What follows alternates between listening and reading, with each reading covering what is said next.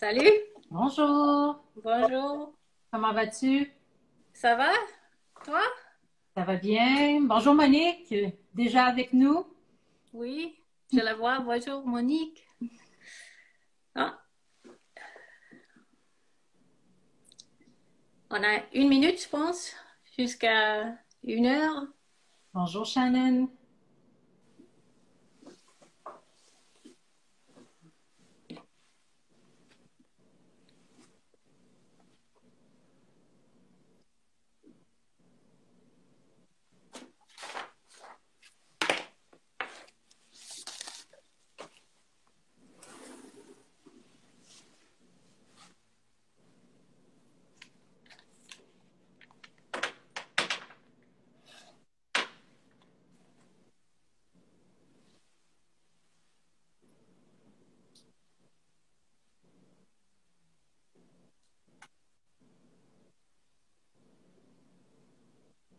C'est 1 heure.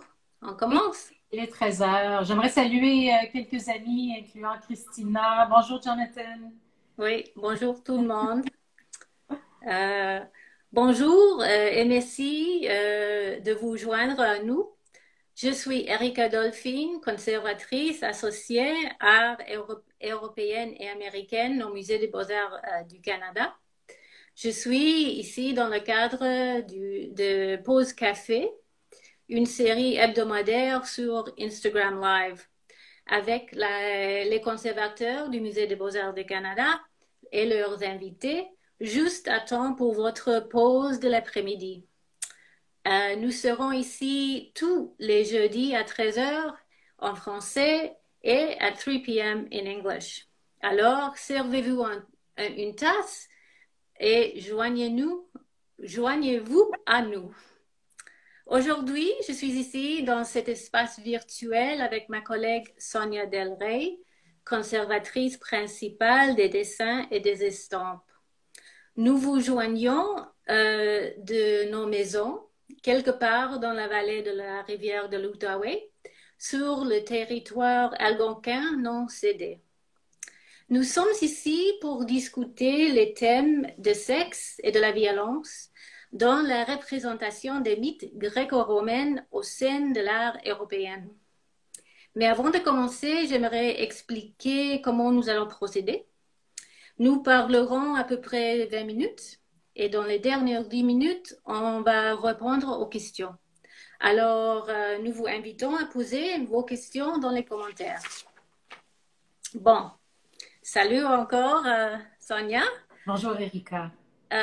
Notre sujet aujourd'hui est un dont nous avons discuté de plusieurs reprises dans les murs de notre musée.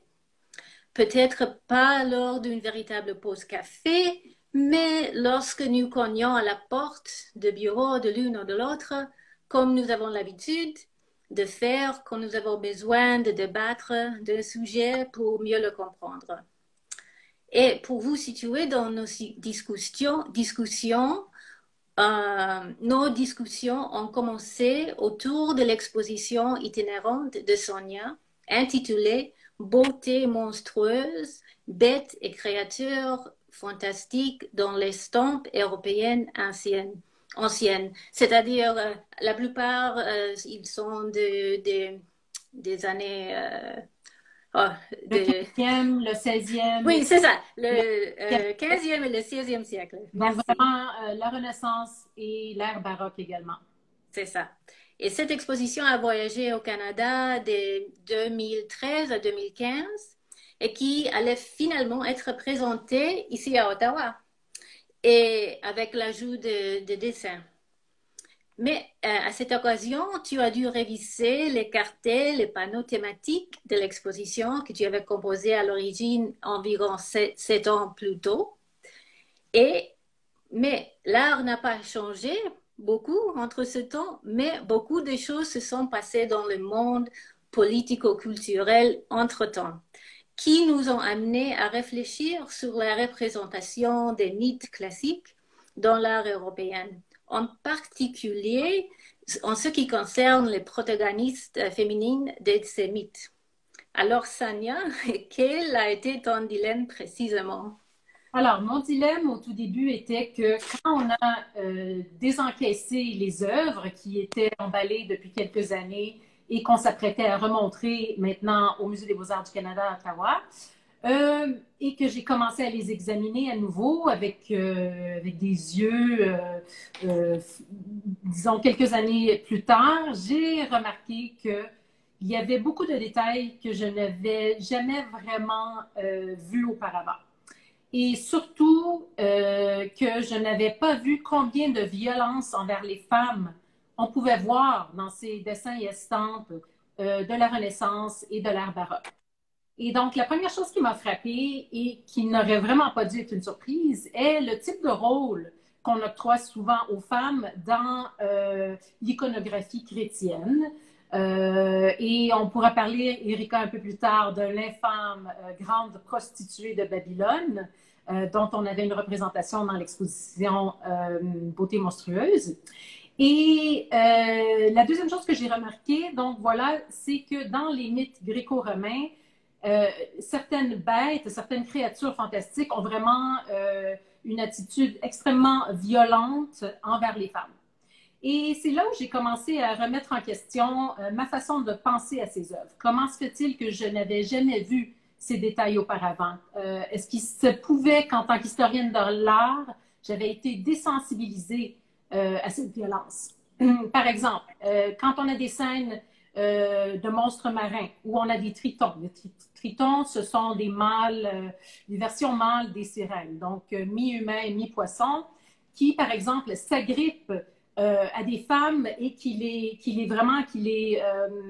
comment dire, les portent vers les bas-fonds de la mer. Donc, vraiment, un agrippement physique. Comment se fait-il que ça n'avait jamais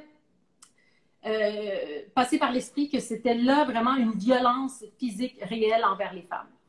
Et c'est là où je me suis dit, il faut que je parle de cela dans l'exposition. Je ne peux tout simplement pas passer sous silence cette violence physique. Et donc, j'ai dû conceptualiser mes textes qui dataient de 8 ans. Et je me suis dit que j'avais le devoir moral d'aborder ces sujets-là, même si je ne pouvais que le faire que très brièvement, parce qu'Erika, comme tu le sais très bien, nos cartels font un maximum de 60 mots. Donc, en 60 mots, on n'a pas beaucoup d'espace pour expliquer toutes ces idées assez complexes quand même. Oui, c'est vrai. Ce que j'ai remarqué quand nous avons commencé à discuter et j'ai commencé à réfléchir à cela, c'est qu'en tant d'historienne d'art, de l'art, j'ai toujours interprété ces histoires de façon plutôt factuelle. Les sujets de la littérature classique, tels que les Métamorphoses d'Ovide, le poète romain, portent fréquemment sur les viols ou les enlèvements ou les tentatives d'enlèvement des femmes, des nymphes, des néesses, comme Europa, Proserpine et Daphne.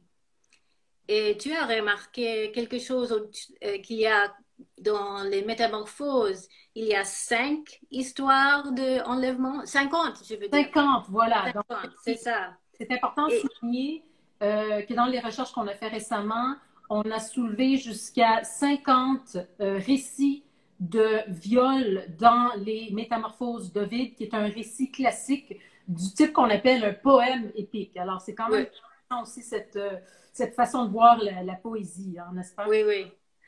Et bien qu'il soit ces histoires si courantes dans le vocabulaire visuel de l'art européen, il est intéressant de noter que les scènes représentées sont généralement celles dans l'art, sont les scènes de la poursuite et non de la viol comme telle. Ce qui peut nous faire facilement oublier le plein impact d'une agression violente, je pense. Et souvent, la beauté des représentations nous permet d'oublier l'horreur de l'histoire. Et selon le professeur classique Stephanie McCarter de la University of the South à Sewanee, à Tennessee, qui traduit actuellement les Métamorphoses d'Ovide et sera la première femme à traduire l'épopée en vers anglais, le, le langage employé par Ovide dans sa version originale latine est direct et explicite. Mais ce sont les diverses traductions parues à travers l'époque ont adouci le langage. Oui, effectivement. Donc, par exemple, dans les passages où Ovide aurait utilisé le mot latin pour viol, les traducteurs, même récemment, très récemment, ont adouci les descriptions des scènes avec des expressions un peu fantasques telles que elle a été ravie par sa beauté ou elle lui a donné sa virginité.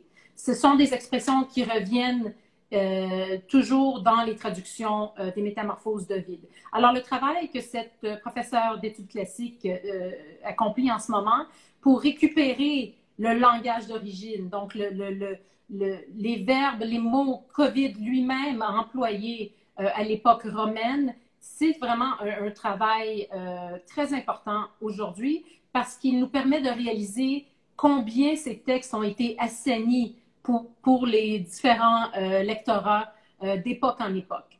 Et donc, pour donner un exemple direct de la façon dont, en tant qu'historienne de l'art, j'ai dû réévaluer une œuvre dans mon exposition Beauté monstrueuse à la lumière de ces nouvelles connaissances, on pourrait mentionner l'enlèvement de la licorne pardon, l'enlèvement à la licorne de Proserpine du célèbre artiste allemand Albrecht Dürer.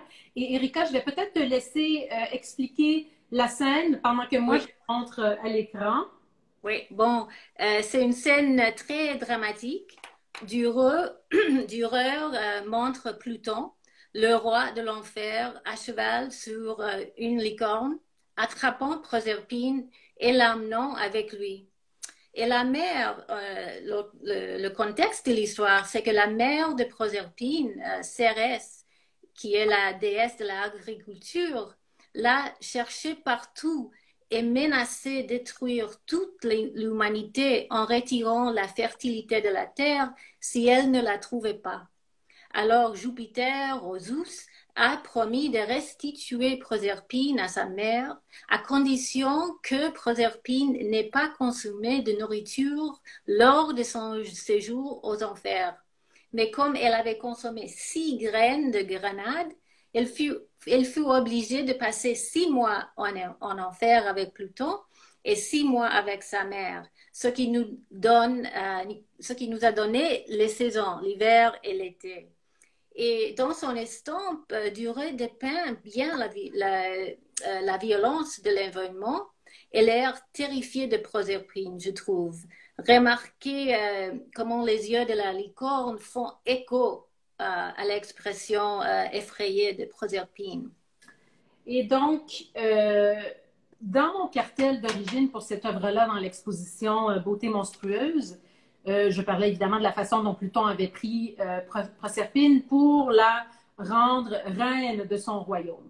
Et alors là, quand j'ai dû réviser mes textes en 2019, j'ai réalisé que mon propre langage assainissait cette histoire d'enlèvement.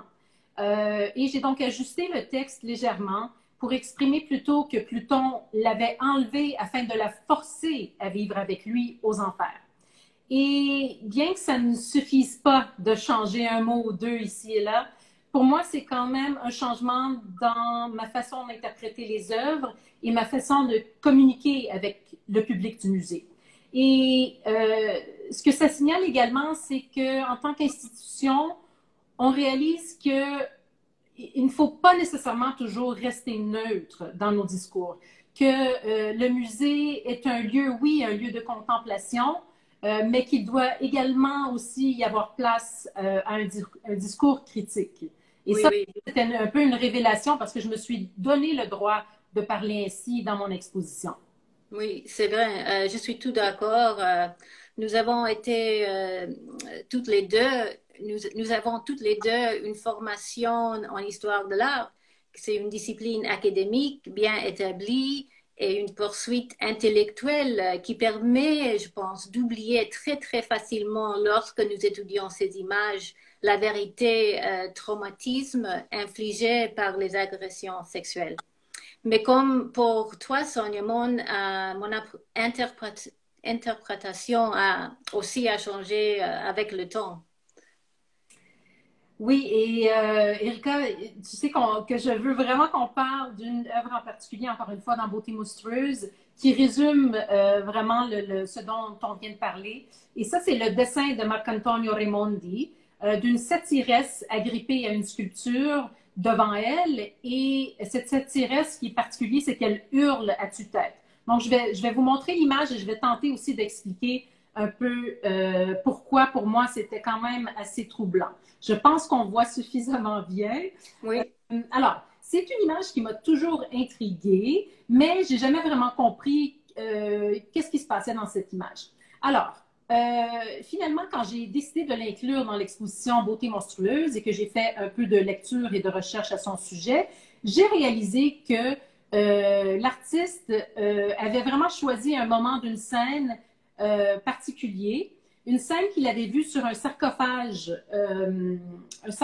romain antique à Rome, aujourd'hui conservé à Naples, et que sur ce sarcophage, on voyait comme dernière figure cette satiresse qui est en détresse, qui crie, et par contre, il a décidé d'omettre le reste de la scène, et le reste de la scène, en fait, qu'on ne voit pas, c'est qu'il y a un agresseur derrière elle, un satyre mâle, un satyre dont le membre est bien dressé, avec le visage très vicieux, et il va bientôt, dans les secondes qui suivent, l'agresser sexuellement. Et donc, l'artiste Raimondi, qui dessine ce croquis d'après cet ancien sarcophage, vient un peu assainir l'image en décidant d'enlever l'agresseur. Et même que, et là, je ne sais pas si avec le pas qu'on ne voit pas, mais derrière la satiresse, au lieu, ah oui, voilà, peut-être comme ça un peu, au lieu de voir l'agresseur, on voit plutôt un arbre. Alors là, c'est quand même intéressant comme changement dans l'image.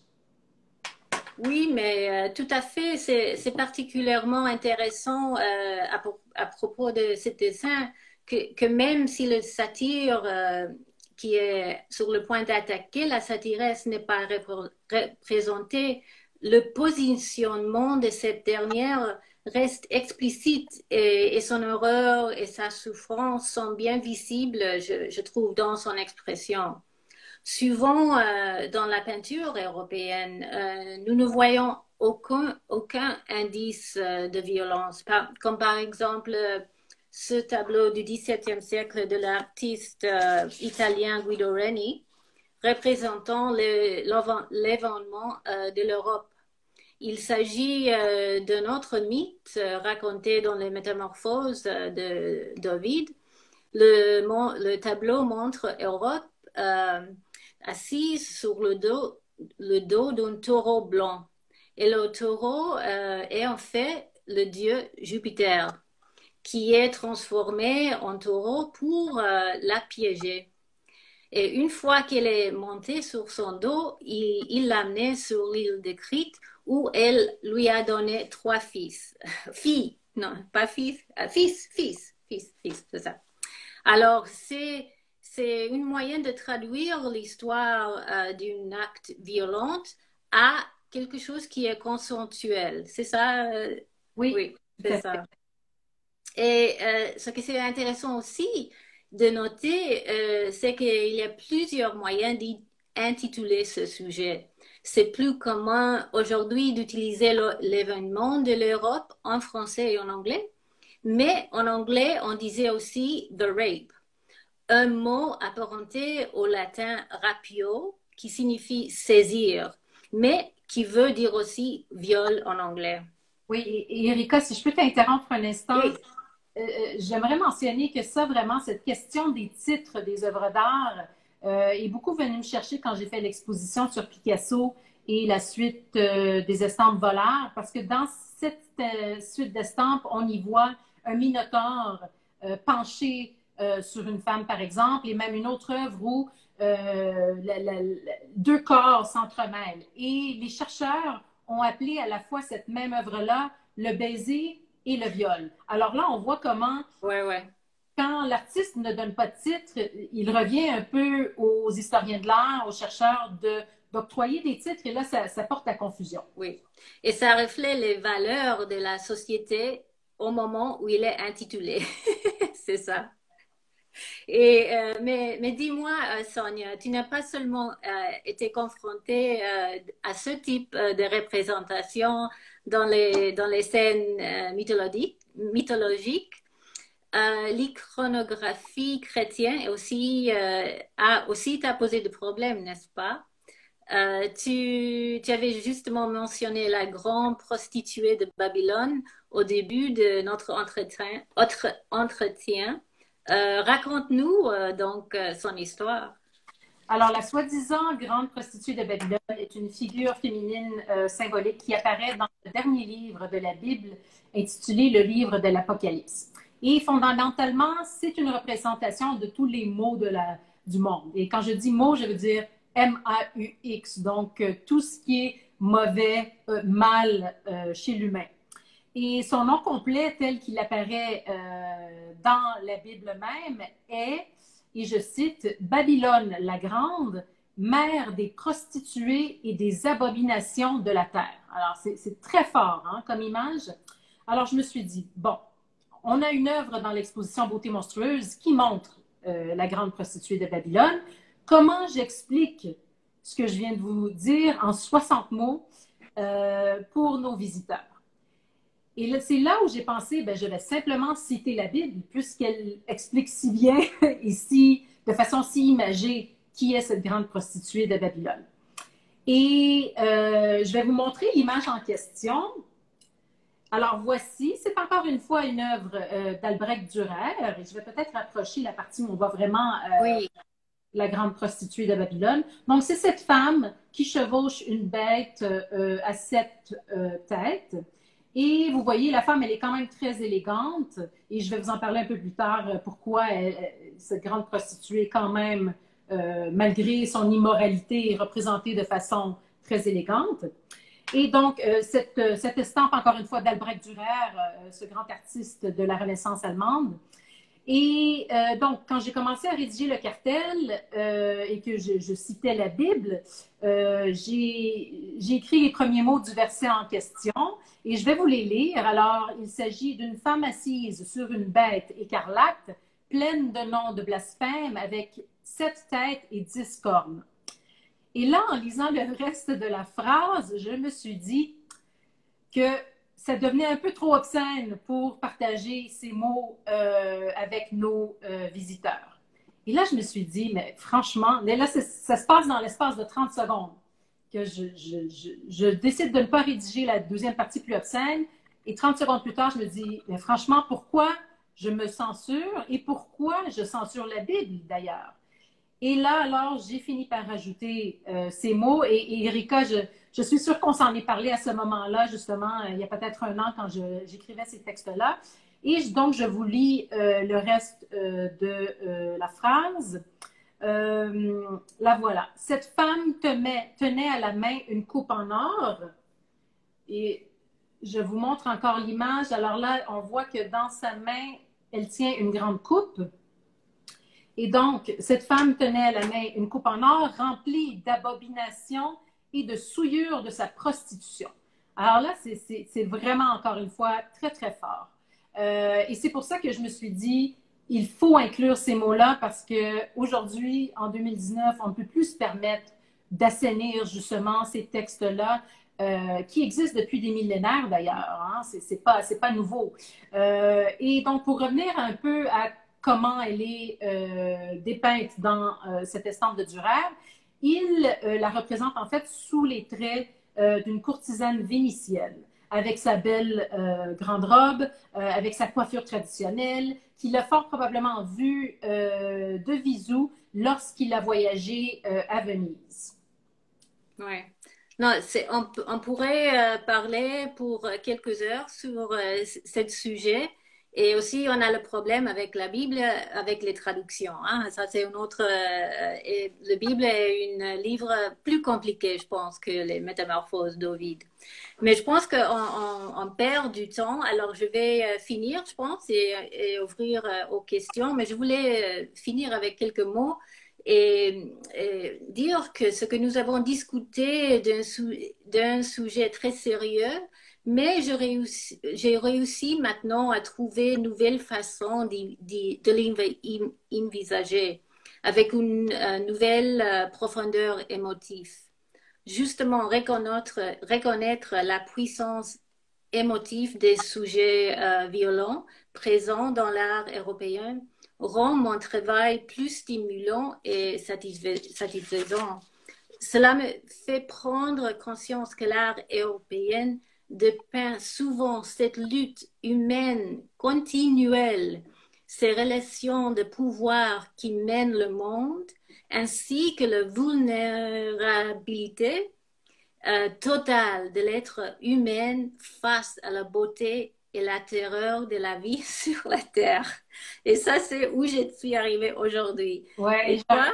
pas pu mieux dire. Et là, Erika, pendant que tu nous faisais part de tes pensées finales, j'ai regardé s'il y avait des questions. On a énormément de beaux bonjours de tout le monde qui s'est joint à nous. Alors, on vous salue à notre tour. Et je vais simplement me rendre jusqu'à la fin. Je ne vois pas de questions. Alors, OK. moi, je vais t'en poser une parce que Ouais. il y a quelques moments, tu m'avais parlé justement d'une idée que je trouve très intéressante, et ça, c'est comment réinterpréter les œuvres européennes dans nos salles permanentes, surtout celles qui, justement, montrent des mythes ovidiens. Alors, je te Oui. laisse un peu nous expliquer quelle était cette idée. Oui, c'est une idée d'écrire une série de cartels pour nos salles d'art européennes, en particulier pour les peintures qui montrent des récits ovidiens. Nous pourrions citer le latin original, montrer à quel point il était explicite, puis énumérer tous les euphémismes de traduction ultérieure.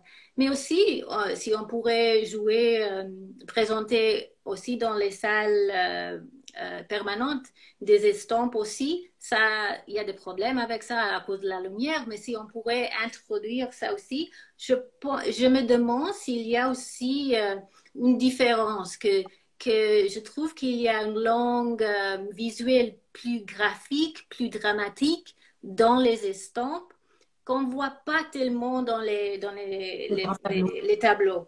Mais je ne sais pas si ça c'est vrai ou non, ça c'est mon impression à ce point-là. Mais Je pense que c'est en partie vrai, simplement par le fait que les dessins et estampes sont des œuvres très intimes, des œuvres qu'on peut tenir dans nos mains, qu'on peut observer seul chez soi, et pas nécessairement sur des grands tableaux qui sont soit chez des églises ou des grands mécènes d'art. Donc, je pense que ce côté intime fait en sorte que les œuvres sur papier se prêtent mieux justement à des images plus explicites, parfois érotiques, mais parfois, comme on a vu aujourd'hui, très, très violentes aussi. Et pour revenir à ton idée des cartels où on énoncerait le texte d'origine, soit en latin, soit en grec, suivi de toutes sortes de traductions, je dois dire qu'il ne faut quand même pas en vouloir trop aux artistes. Pourquoi? Parce que les artistes, eux aussi, travaillent. Erika? oui, ça arrête un petit peu, mais j'espère que tu reviens. Oui, je pense. Ah, OK.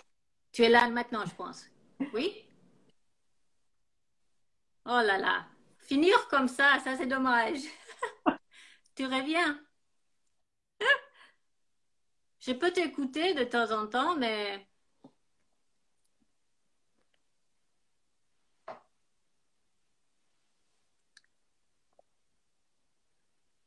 Oh, Lala, tu es là? Tu es là? Non? Ah, je t'écoute pas. Hmm. Oh, C'est dommage, je t'écoute pas, mais c'est bien, oui. C'est la demi-heure. Je ne sais pas si ça continue pour tout le monde. Non, toi non plus. Bon, au revoir.